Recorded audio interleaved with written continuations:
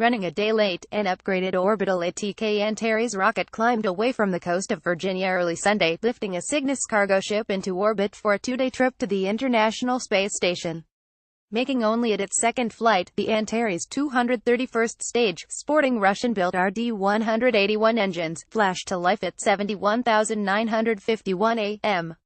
And quickly shot away from Pad 0A at the Mid-Atlantic Regional Spaceport Mars at NASA's Wallops Island, Virginia, flight facility. A launch attempt on Saturday was aborted at the last minute when a small airplane strayed into the no-fly zone below the rocket's planned trajectory. Another short delay was ordered Sunday to make sure two boats approaching the restricted area stayed well clear at launch. After that, it was clear sailing, and the 139-foot-tall booster trailing a brilliant jet of fiery exhaust quickly arced away to the southeast, knifing through low clouds as it climbed directly into the plane of the space station's orbit.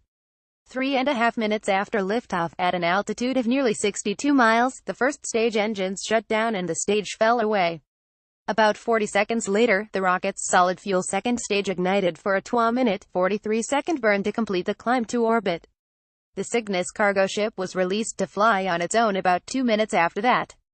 Loaded with nearly 7,400 pounds of equipment and supplies, the spacecraft is expected to reach the station early Tuesday, pulling up to within about 30 feet of the lab complex and then standing by while Italian astronaut Paolo Nespoli, operating the station's robot arm, locks onto a grapple fixture.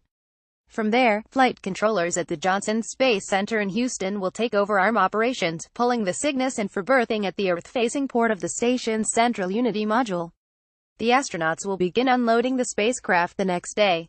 Sunday's launch was NASA's fifth space station resupply flight this year, as well as Orbital ATK's eighth operational Cygnus flight since 2014 and the company's fifth since an earlier version of the Antares booster exploded seconds after launch in October 2014. That failure was blamed on the rocket's original first-stage engines, built in the 1970s for the Soviet Union's ill-fated moon program.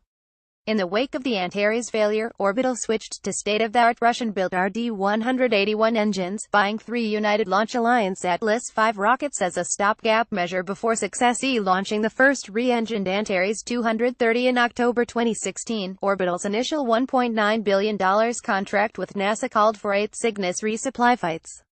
3 more were added later and the company expects to launch at least 6 additional missions under a second NASA contract that extends through 2024. The Cygnus launched Sunday was loaded with 2,734 pounds of crew supplies, 1,631 pounds of science gear and supplies, 1,875 pounds of space station hardware, 281 pounds of spacewalk equipment and 75 pounds of computer gear.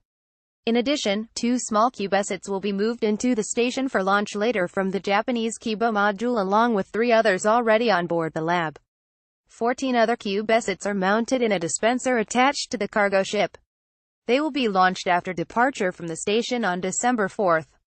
Before the Cygnus is released, the station arm will position it within a few feet of a docking port atop the Harmony module, one of 2 that will be used by commercial crew ferry ships being built by Boeing and SpaceX. The Cygnus will serve as a stand-in of sorts, allowing engineers to assess whether visiting spacecraft might interfere with station's ability to receive global positioning system navigation signals. The Cygnus will be held in place near Harmony's upper port for about 12 hours before being released from the arm on December 4. The cargo ship, loaded with several tons of space station trash and no longer needed equipment, then will plunge back into the atmosphere, burning up over the Pacific Ocean. That same day, SpaceX is scheduled to launch a Falcon 9 rocket from Cape Canaveral carrying another load of supplies and equipment to the space station aboard a Dragon cargo capsule. 10 days later, on December 14, 3 space station crew members Sergei Ryazanskiy, Randy Bresnik and Nespoli plan to return to Earth aboard their Soyuz MS-0551S ferry ship, landing on the steppe of Kazakhstan to close out a 138-day mission. 3 days after that, on December 17, the Russians plan to launch the Soyuz MS-0753S spacecraft carrying Anton Shkaplerov, Scott Tingle and Japanese astronaut Norishige Kanai. They will join Alexander Misurkin, Mark Vande and Joe Akaba to boost the lab's crew back to 6.